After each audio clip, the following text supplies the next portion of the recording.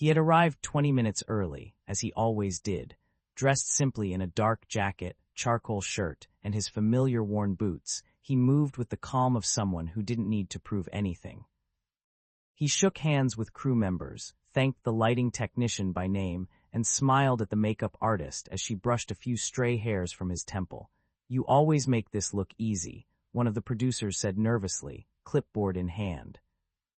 Keanu gave a small smile. "It's only easy if you stop trying too hard." He said it kindly, but the producer laughed too quickly, not knowing what to do with the silence that followed. That was Keanu, comfortable with pauses, comfortable with presence. Behind the curtain, Stephen Colbert rehearsed his cue cards, flipping through jokes and talking points. The night's plan was simple. Promote Keanu's new film, throw in a few lighthearted jabs, charm the crowd, and keep the energy moving. But somewhere in the back of Colbert's mind, a thought flickered. The Late Show needed viral moments. Moments that traveled across timelines, that trended overnight. And Keanu, calm and thoughtful, wasn't easy to pull that from. The stage manager's voice cut through the hum of the room. "We're live in 5, 4, 3, the applause sign flashed.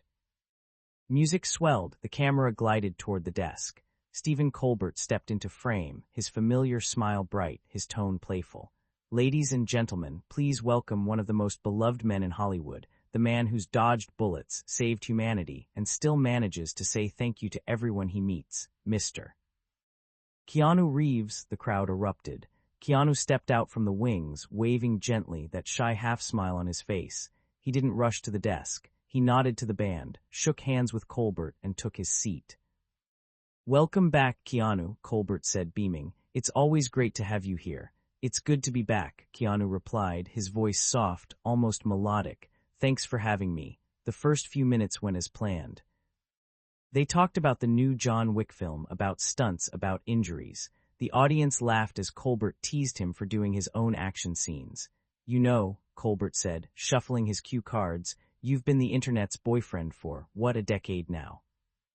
How does it feel to be everyone's favorite sad, wholesome assassin?" Laughter rippled through the audience. Keanu chuckled politely. "I think there are worse reputations to have." Colbert leaned forward. "Come on, though. You've got to admit people worship you online. The memes, the photos, the sad Keanu bench picture. You're practically a saint at this point. Ever get tired of being the nice guy?" Keanu paused, his smile thinning just a little. "I don't think kindness gets old," he said. "It's just underrated." The audience applauded. Colbert grinned, but behind the smile his eyes flickered with something else, competition. Keanu's calmness didn't play by late-night rules.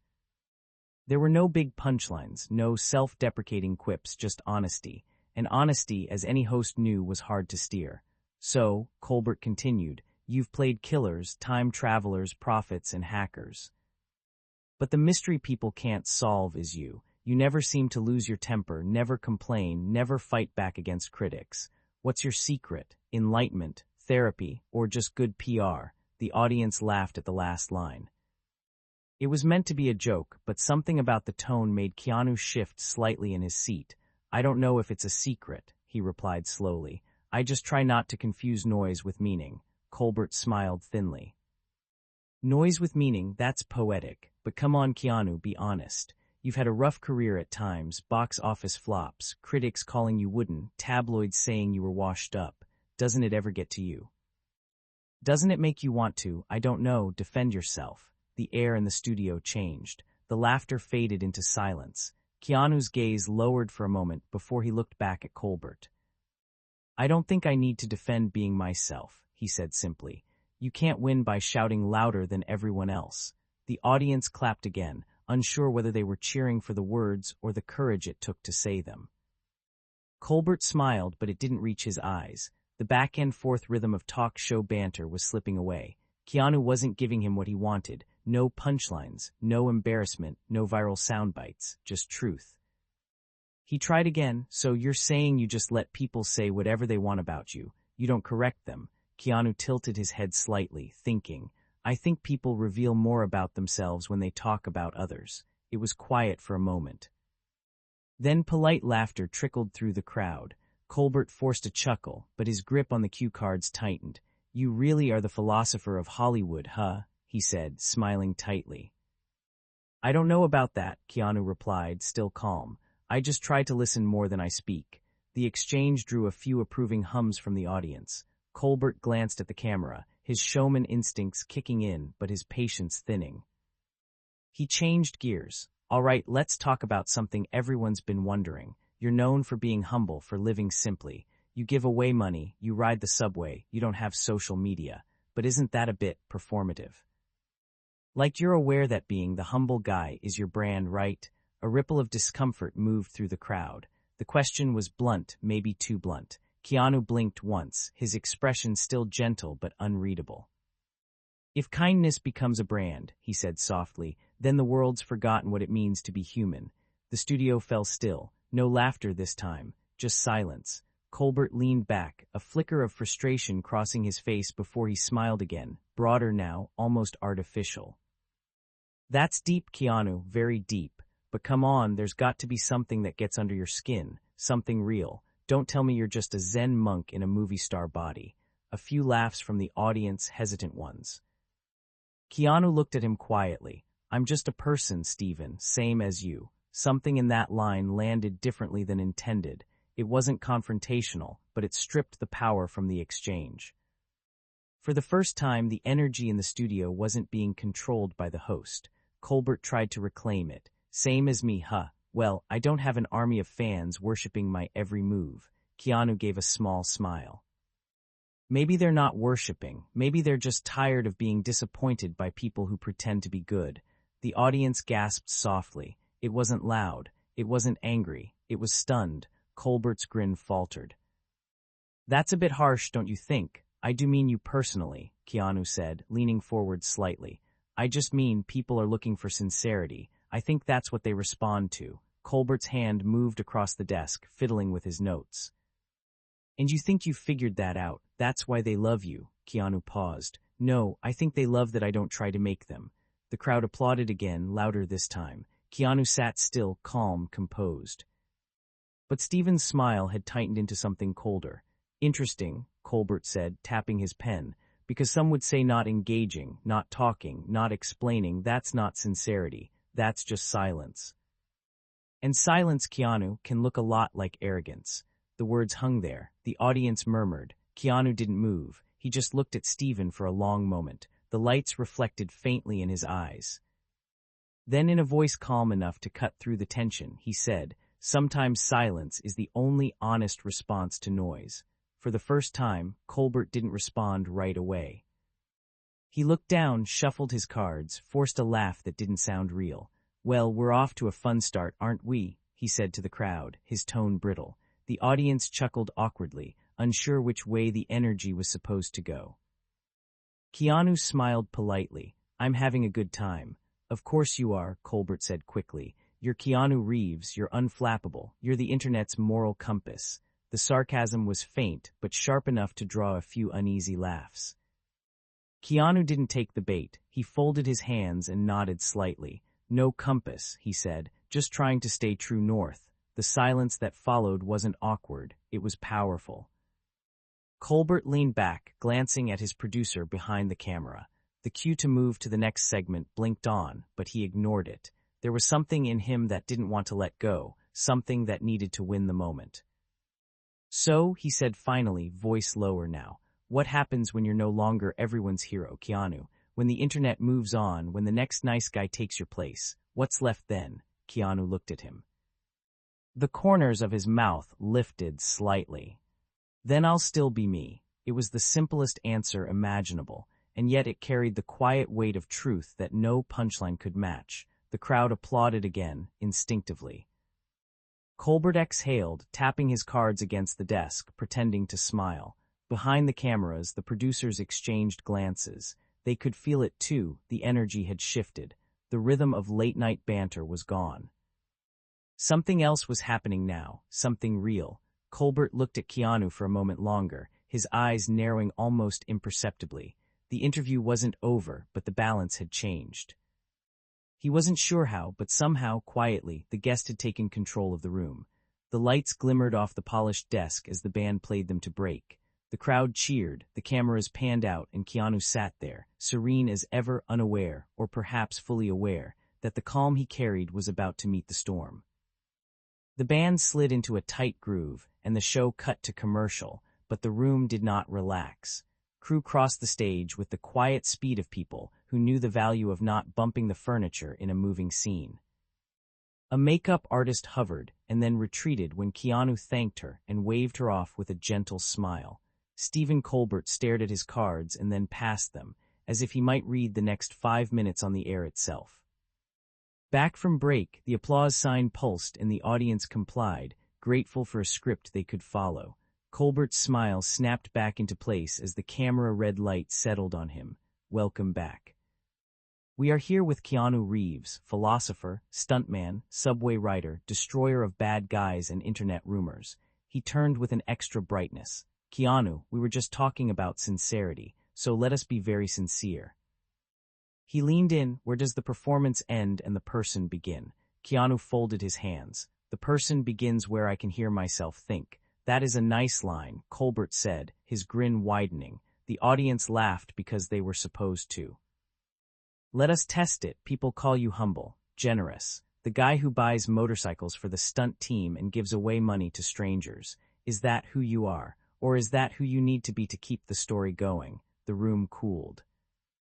Keanu looked at him without blinking. I do not think generosity is a story. It is an action. You either do it or you do not. Talking about it does not make it more true. The audience murmured, then clapped. Colbert nodded, but the nod felt like a pivot rather than agreement. He shuffled his cards in a way that meant nothing and everything. Speaking of talking, he said, there are parts of your life you never talk about. Loss, family. You keep those doors shut. Is that discipline or distance? Keanu's eyes softened. There is a difference between privacy and secrecy. One protects what matters. The other hides what hurts people. I try to live in the first. Colbert searched his face. So the public does not get to know the real you. They get to know the parts that are theirs, Keanu said. The work, the films, the effort. The rest belongs to the people I love and to me. He said it simply. The quiet made it heavier. Colbert glanced to the bandleader and back, measuring whether to lighten or line. The instinct to lean one. You are very controlled, he said. You do your own stunts, you train for months, you never complain. Is that control a virtue or a shield? It is a choice, Keanu said. Sometimes a shield is how you keep the virtue from getting trampled. The audience laughed softly at the turn. Colbert heard the laugh and did not like it. He changed angles. Let me try it this way. You say you do not want to control the narrative, but you sit here and glide past every question like a swan. He smiled, graceful on the water, paddling like crazy underneath. Is there anything that gets to you? Any question that makes you angry? Keanu considered. Anger is not a great teacher for me. Not an answer, Colbert replied, friendly and sharp. He lifted a card. Here is one. People say you play one man over and over. The quiet guy who speaks in short sentences, looks into the distance, and then punches someone. They say range matters and you do not have it. Does that sting? Keanu did not flinch. A story needs many kinds of people. Sometimes I am the quiet one who moves. Sometimes I am the quiet one who listens. If that looks similar from far away, the camera can come closer. Some applause. Colbert nodded with that same not quite nod. He tapped the card on the desk. All right, let us talk about training. You get older. It happens to the best of us. But you keep doing fight scenes that would kill most of us in rehearsal. Is there a point where you become a risk to the story? Where your insistence on doing it all becomes ego, not dedication. A few audience members made a sound that was not quite a gasp. Keanu stayed very still. The story gets the last vote, he said. There are stunts I will not do. There are days I sit down. There are doubles who save my neck and deserve my paycheck. The job is to make it believable, not to be a hero at craft services. The room warmed. Colbert's smile thinned and sharpened. He flicked to a new card. Let us move to faith, not religion. Faith in the project. You have had films flop hard. You have had others pull entire studios back from a cliff. When a movie bombs, does it shake you, or do you pretend not to notice? You notice, Keanu said. Everyone notices. But the measure is not the weekend. It is whether the work changed you, whether you did right by the people who showed up at 5 in the morning and built a world out of tape and paint and bruises. The audience applauded again, longer. Colbert turned to them with open hands and a showman's shrug, then faced Keanu with a smaller smile. "I want to ask about sadness," he said. "People project it onto you. Even when you laugh, they say he is sad. The myth becomes magnetic. Do you use it? Does that aura of sadness help sell you as the noble loner we keep paying to watch?" A few heads in the front row turned toward the stage with concern. Keanu let the quiet hold for account. "Sadness is not an aura," he said. "It is a human thing. It visits, it leaves, it returns. I do not sell it. I try not to waste it." Colbert tightened his grip on his pen. "Then why keep feeding the myth? The subway photos, the quiet gestures, the generous tip that conveniently gets seen. You know you are building a legend. Is it time to admit you know exactly what you are doing?" Keanu leaned forward a fraction. "If kindness becomes a myth because we are surprised by it, the problem is not the kindness." The audience reacted with a wave of claps that grew into a short cheer. Colbert smiled wider than the mood warranted and waited them out. "You understand I have to ask these things," he said. "It is my job." "I do," Keanu said. "It is mine to answer with what I believe." Colbert exhaled through his nose, still smiling. "Let us get specific," he said. "You gave away a lot of your earnings on certain films. Numbers are thrown around online. Tens of millions. People say that is either saintly or foolish.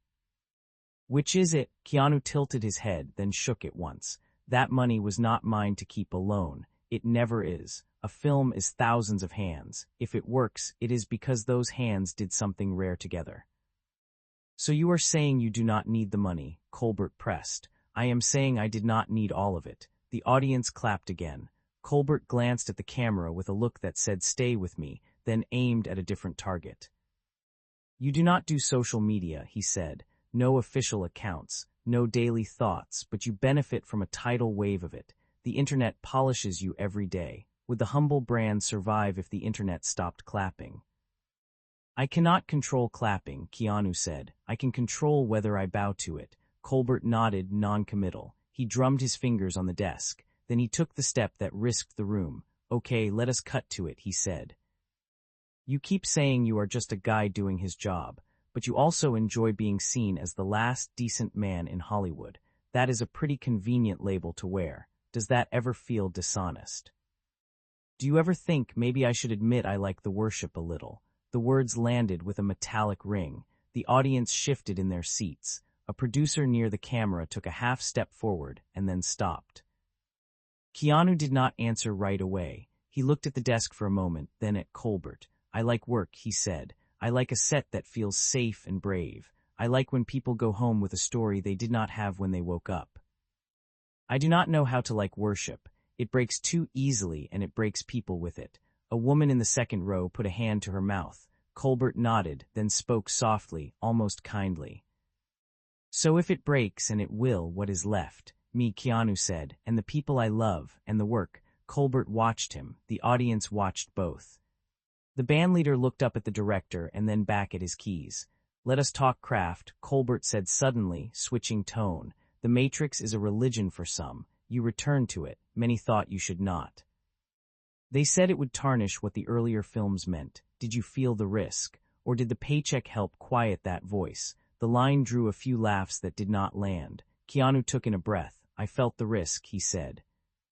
"I asked if it was necessary. The answer was yes for me. That is enough sometimes. The paycheck goes to more than the person with the face in the poster. So you made peace with disappointing people," Colbert said.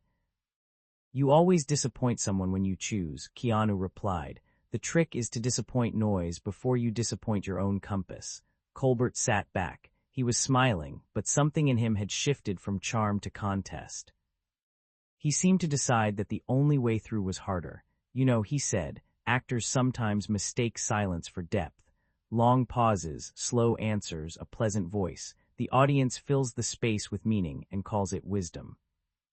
Are you sure that is not all this is?" The temperature in the room fell. The audience made the small sound crowds make when someone kicks furniture that does not belong to them. Keanu did not look offended. He looked patient. Silence lets other people speak, he said. It also lets me hear whether I am lying to myself. Colbert laughed once, brief and dry. All right, then let me put a mirror up. He raised his eyebrows. You talk about kindness, about privacy, about decency, but some people would say you are playing a long game that keeps you clean, while other people get their hands dirty making the headlines for your films. Is that fair? Do you let the machine do the messy work while you keep your halo? Keanu's eyes did not harden, but they lost some light. The machine is people, he said. If it hurts them, it is not my halo that needs attention. Colbert paused, then pressed. You are very good at this, he said, dodging while sounding sincere. But fans are not a jury. They will forgive anything. This is a show. I have to get to the part where we see what happens when the questions are not easy. Ask them, Keanu said. Colbert hesitated for the first time, then took his own dare. Love life. He let the word sit. You guard it like a dragon. Why? Afraid it does not match the legend. There was a hush. Keanu blinked slowly. I am guarding someone else, he said. That is the job, so there is something to guard. There is always something to guard, Keanu said, especially when the room wants it less for the truth than for the thrill. Colbert stared at him. A smattering of applause found its way through the tension and then died. He returned to a card with a small flourish, as if to say this is just an interview, and read from it. You once said you believe in simple pleasures. A good book. A fast bike, a quiet night. He looked up. Is that true? Or is it the line that makes everything less complicated than it is? It is true, Keanu said. Complicated lives still have simple parts. You lose them at your own cost. Colbert exhaled and glanced toward the ceiling rig. The cameras hummed. The audience lined. The show was slower now and more serious than it meant to be. He tried one more change of weather. The Keanu Renaissance. He smiled. It is a brand. You used to be mocked for your acting. Now you are the patron saint of steadiness. What changed? You or us? We all changed, Keanu said. We got older. We stopped pretending we do not need gentleness, even in our action scenes. The answer should have let the air out of the balloon. Instead, it lifted the room a little. Colbert smiled, then discarded the smile. I want to talk about rage, he said. He spoke more quietly now, as if confiding. You play men with rage inside them. You let it out in choreographed ways and people cheer. Do you ever feel it off camera? Do you ever want to say to someone like me, stop talking? Keanu looked down at his hands for a heartbeat. Then he looked up. Sometimes, he said. Then I remember that the camera is not a person, but the people watching are. I owe them calm. Colbert nodded, but the nod had the shape of a closing fist. He set his cards down, fingers flattened on them. Let me be the person then, he said. If the public stopped loving you tomorrow, if the internet decided the humble man is a myth and they found your worst moment and looped it until it became your name, what would you do? Keanu did not blink. Work, apologize if I was wrong, keep going if I was not, and if the phone stopped ringing, then I would still work. Stores still need shelves, houses still need fixing, stories still need telling without a lens. People still need kindness handed to them without a headline. The audience clapped in bursts that built into one long wave. Colbert held up a hand and the clap dimmed. He let a beat pass and then delivered what he had saved. I think the truth is you like being untouchable, he said. It is a nice trick. You keep everything at arm's length and call it dignity, but sometimes it looks like you do not trust anyone enough to be real. The accusation sat between them like a placed stone. The audience went still. Keanu's voice did not rise. I trust people on sets every day with my body and my breath. I trust strangers when I ride a bike in a city. I trust this audience to hear me, but trust and access are not the same thing. Colbert's smile did not move, but his eyes did. He leaned forward. Then trust me with one thing that is not polished. Tell me something that scares you. A quiet fell over the room that had nothing to do with caution and everything to do with intimacy. Keanu looked past Colbert for a second, as if considering a distant line on the horizon. When he spoke, his voice was very soft. Forgetting the names of people who gave their time and talent for me, he said, becoming so busy that I stopped saying thank you in the ways that count. Waking up and realizing I traded the work for the noise about the work. No one clapped. They did not want to break it. Colbert looked down, and when he looked up, there was a different kind of measure in his face. He could have stayed there with Keanu. He could have let the moment make the room a better room, but the old impulse returned. He reached for one more cut. "You talk like a monk," he said, "but Hollywood is not a monastery. You have a team, you have deals, you have a machine. You cannot be both the saint and the star. Which are you really?" Keanu held his gaze. "I am a person," he said, "and I am trying." Colbert opened his mouth and closed it. The bandleader looked at the stage manager. The stage manager held up a card for time. The director shook his head once. "Do not cut, not yet." Colbert went again. "All right, final question for this block. When you walk off this stage, who are you? Not the character, not the myth, the man. A man who is tired of being reminded that being decent is remarkable," Keanu said. "And still trying to be decent anyway." The audience broke into the kind of applause that begins as approval and becomes a release. Colbert held his smile and his posture and let it wash over him without entering him. The red light above the main camera blinked. The floor manager pointed. "Time." Colbert lifted his mug, performed a light chuckle, and turned to the audience. "We will be right back with more Keanu Reeves." The band rose into a cover of a song that meant something to someone once. The cameras pulled away to a wide angle that put distance where intimacy had just been. Keanu sat very still, his face calm.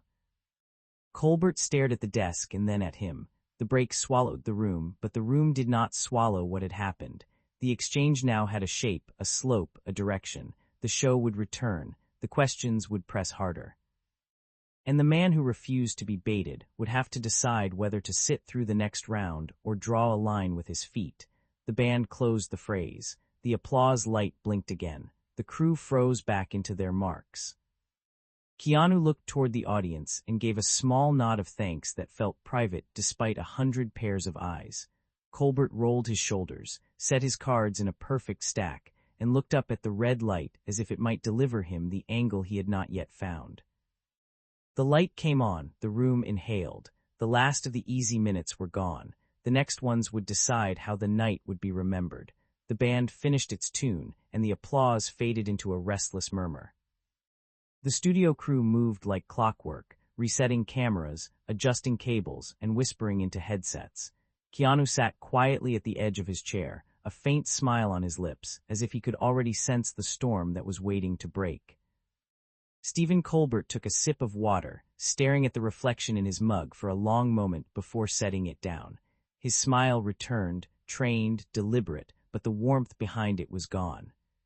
He was a showman again, and a showman with something to prove. The red light blinked on. "Welcome back to the Late Show," Colbert announced, his tone cheerful to the point of strain.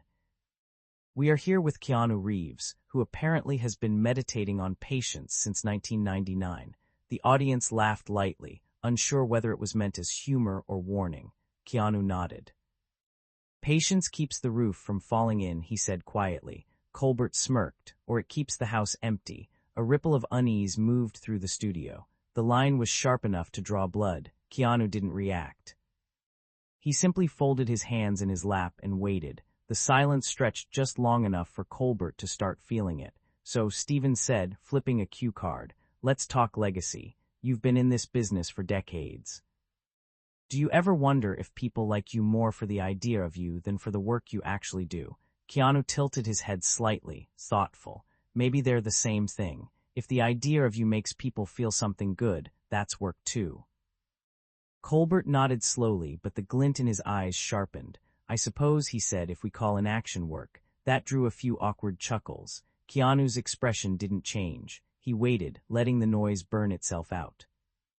"Stephen," he said softly, "I think kindness works harder than most people notice." The crowd clapped. Colbert smiled, but this time the smile didn't reach his eyes. "Sure," he said, almost dismissively. "But the world isn't all kindness and motorcycles. It's accountability, too. You've been painted as this perfect, untouchable figure. What happens when that perfection cracks?" Keanu's gaze steadied on him. "Then people will see there was never perfection to begin with, just effort." Colbert leaned forward. "And if effort isn't enough anymore, then I'll still be trying." There was something about the calm in Keanu's voice that unsettled Colbert.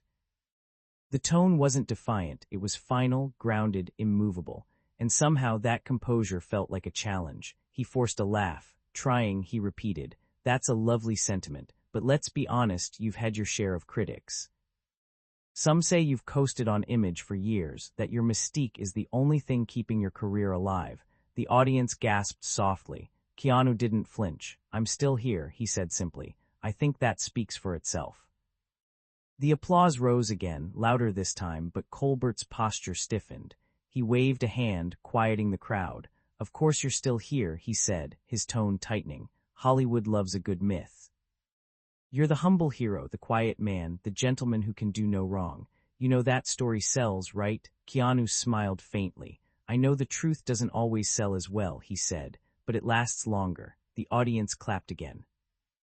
Colbert's expression hardened behind the grin he wore for the camera. He wasn't used to losing control of the rhythm. The banter had slipped into something else, something he couldn't quite steer. He took a breath and leaned closer. "Keanu," he said, "I've interviewed a lot of people. Some of them build walls, some build masks. You build silences. But silence can be a convenient way to avoid responsibility." A murmur spread through the crowd. It was no longer comedy. It was confrontation. Keanu looked at him steadily. "Silence isn't avoidance," he said. "It's a way to make sure the words you do say mean something." Colbert tapped the desk with his pen, the sound sharp in the stillness. "So when you choose not to speak on something, on controversy, on politics, on anything, you call that meaning?" Keanu's tone remained soft. "I call it respect. I don't have to fill every space to prove I exist." The audience broke into applause again, but this time Colbert didn't wait for them to finish. He raised his hand, cutting through the sound. "Respect is a two-way street," he said. "When people put their faith in you, when they build you up, don't you owe them your voice?" Keanu's eyes flickered for the first time, not anger, not defensiveness, just sadness. "I owe them honesty," he said, "and sometimes honesty is saying less." That line hung in the air like smoke. Colbert leaned back, drumming his fingers on the desk. "You've got an answer for everything," he said, his voice colder now. "No," Keanu said, still calm. "I just think before I speak." The audience roared in laughter and applause, but this time it wasn't for Colbert. The sound hit like a wave, washing over the host's forced grin. He laughed along with them, but it was tight, almost brittle. All right," he said, trying to regain ground. "I like it. Philosophical, quiet, humble. But let's dig deeper." He reached for another card, the one the producers had warned him not to use unless absolutely necessary. "Your reputation is spotless," Colbert said, "but spotless reputations make people suspicious. There's a theory that the Keanu we see, the man of perfect humility, is a character. That you've been playing him for so long you don't even know where he ends and you begin." The crowd murmured, uneasy. Keanu's expression didn't change. "Maybe that's true," he said. "Maybe I've been playing him. But if the character makes people kinder to each other, then I'll keep playing him." The words drew a spontaneous applause, one that lasted longer than Colbert wanted. He tried to interrupt with a smile, but it was already clear the room wasn't his anymore. Keanu turned toward the audience slightly, as though addressing them directly now. "You don't need to be perfect to make a difference," he said. "You just need to care. That's all anyone really remembers." The applause was thunderous this time. Cameras panned over faces glowing under studio lights, people smiling, nodding, clapping. Colbert let it go on for a moment before forcing a chuckle. "That's beautiful," he said, his voice tight. "But we're not in a monastery, Keanu. This is entertainment, you know that, right?" "Entertainment's a strange word," Keanu replied gently. "Sometimes it's light, sometimes it's a mirror." A murmur of approval rippled through the room. Colbert leaned back, exhaling sharply through his nose. "So tonight's a mirror?" he asked. Keanu's gaze didn't waver. "If it is, we'll both see something." That line landed like a pin dropped in a cathedral. Colbert froze, half-smile locked in place, eyes flicking toward the audience before settling back on his guest. "You've got a way of turning every jab into a proverb," he said finally. "Only if you swing first," Keanu replied, still quiet, still composed. The audience laughed and clapped again. The energy had shifted fully now, away from Colbert toward Keanu, toward the stillness that carried more weight than any punchline could. Colbert's smile faltered. His voice softened, but the edge remained. So you think you're above all this? He asked, the late-night circus, the questions, the games. You think you're too noble for it? Keanu's tone was almost kind. No, Stephen, I just think some games don't need to be played to prove you're human. That was the moment the audience stopped clapping. They went silent, sensing something heavy underneath the calm words. Colbert straightened in his chair. His cue cards lay forgotten on the desk. You know, he said, every once in a while we get someone on this show who refuses to play along. But it's still a show. People are watching, expecting something. You can't just sit there and act like none of this touches you. Keanu looked at him, then at the cameras. It touches me, he said. It just doesn't own me. The audience gasped softly. Colbert's patience broke. He slammed his cue cards onto the desk, the sound echoing through the studio. Oh, come on, Keanu, he said, the charm gone from his voice. You walk around like some enlightened monk, but you're still here selling a movie. You talk about silence and humility, but you're sitting on the same couch as everyone else. So which is it, the saint or the salesman? The words cracked the room wide open. The audience went dead quiet. Keanu's expression didn't change, but his shoulders straightened slightly. He leaned forward, elbows resting on his knees, eyes calm but unyielding. Maybe both, he said softly, maybe neither. I can sell a story without selling myself. Colbert scoffed. That's convenient. It's honest, Keanu said. Colbert opened his mouth to speak, but Keanu continued, his voice calm but firmer now. You invited me here to talk about a film. I said yes because I believe in it, because people worked hard on it. But you're not talking about the film. You're talking about me as if I'm the product. That's the job, Colbert snapped. Then maybe the job needs to change, Keanu said. The audience gasped again. For the first time, Colbert had no comeback ready. He sat still, staring across the desk at the man who refused to play his game. Keanu leaned back in his chair, breathing evenly. You know what I love about working in film? He said, his voice softer now. When the camera rolls, no one cares about fame. They care about truth. They care about moments that feel real. That's what we chase. Colbert blinked, regaining his composure just enough to force a laugh. Real moments, he said. Like this one. Exactly, Keanu said. Like this one. The audience clapped again, louder this time, sensing the undercurrent of something authentic in the tension. Colbert leaned forward, trying to smile. You've got to admit, though, you're not exactly the underdog here. You're one of the most powerful men in Hollywood.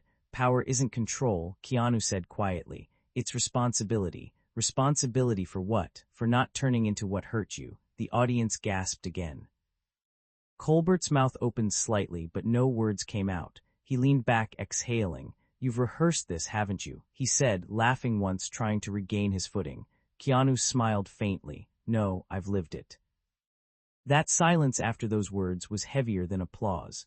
The cameras captured every flicker of tension, every shallow breath, every glance between the men at the desk. Colbert finally sighed, his voice lowering. So what now, Keanu? What's left to ask? Keanu looked down for a moment, then back up. Nothing, he said quietly. I think we've said enough. Colbert blinked. Are you saying you're done? Keanu stood slowly, the motion graceful and unhurried. I'm saying this conversation isn't what I came here for. The crowd murmured. Stephen, I respect what you do, Keanu continued, but sometimes respect means knowing when to walk away. He extended his hand across the desk. Colbert hesitated, then shook it, his eyes searching Keanu's face for something, anger, arrogance, anything he could label, but all he saw was calm. Keanu smiled politely, turned toward the audience, and bowed his head slightly. Thank you, he said, and then he walked off the stage. The audience erupted, not in boos, not in confusion, but in applause. It started small, then grew until it filled the studio, echoing off every surface. Colbert sat frozen behind the desk, staring after him. For the first time that night, he had nothing to say. The camera stayed on him for a few seconds longer before the director, sensing the weight of the moment, cut to commercial. Behind the scenes, producers rushed toward Colbert, but he waved them off. He sat back in his chair, exhaling hard, staring at the empty seat across from him. He had tried to make a headline. Instead, he had made history. In the corridors backstage, Keanu walked quietly toward the exit. Crew members watched him pass, unsure whether to speak. He smiled at each of them, saying thank you, his voice as calm as it had been when he first arrived. Outside, the night air was cool against his face. He paused for a moment under the glow of the streetlights, the muffled roar of applause still echoing faintly through the studio walls. He took a breath, then smiled. Peace at last was not found in silence. It was found in knowing when to use it. The cameras had stopped rolling, but the story had only just begun, and by morning, the world would know. The following morning, the sun rose over Manhattan in shades of pale gold, spilling across skyscrapers and the silent glass face of the CBS building. Inside, the corridors of the Late Show were uncharacteristically still. The usual hum of post-production chatter was missing. Editors spoke in whispers. Assistants tiptoed around the set as though the walls themselves were listening. The footage from the night before sat in the control room, paused on one frozen frame. Keanu Reeves mid-step, turning away from the desk. Behind him, Stephen Colbert staring blankly into space. The image said more than any headline could. A producer leaned back in his chair, rubbing his eyes. "We can't cut it," he said. "If we edit this, we'll look guilty." Another shook his head. "If we air it raw, we'll burn for it." At that moment, Colbert entered the room. He was wearing a navy jacket, his hair still perfectly styled, but his expression was hollow. He looked at the screen and said nothing for a long time. "Air it," he said finally. "All of it. No music, no edits, just let it play." The room fell silent. He turned and left without another word. By that evening, the clip was broadcast exactly as it happened. Millions watched the interview unfold, unfiltered and uncut. There were no graphics, no laugh track, no clever transitions. Just two men under bright lights, a desk between them, and a silence that swallowed an entire audience. Within minutes, the internet caught fire. News outlets clipped the final 2 minutes. Talk show pundits called it the most uncomfortable interview in years. Social media platforms flooded with opinions, praise, outrage, and disbelief. Keanu Reeves walks out mid-interview with Stephen Colbert.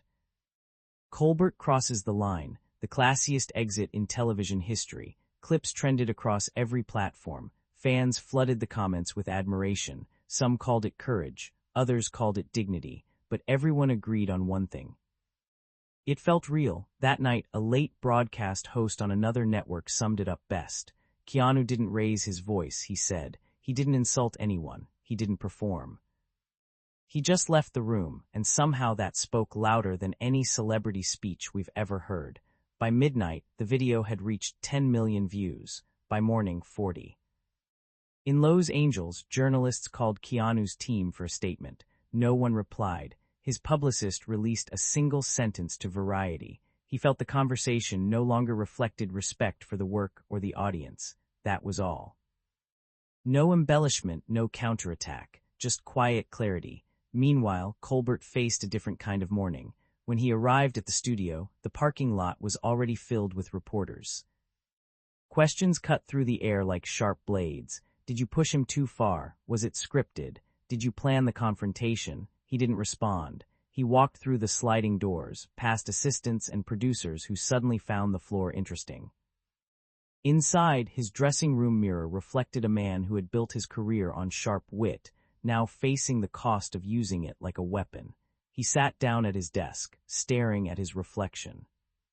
For years, his show had lived on the edge between comedy and confrontation. But last night, it had slipped too far toward the latter. The phone rang. His agent, his wife, his producer. He ignored them all. On the other side of the country, Keanu was having a very different morning. He sat in a small cafe near the Pacific, wearing sunglasses and a plain black hoodie. The staff recognized him but said nothing.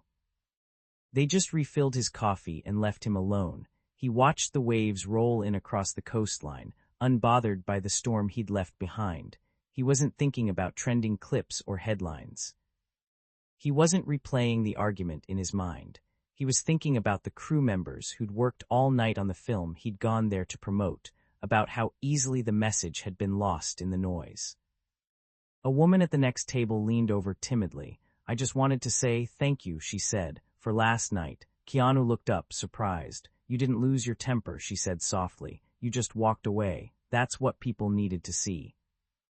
He smiled gently. Thank you, he said. I didn't plan for any of that. Maybe that's why it mattered, she said, and went back to her table. The words stayed with him.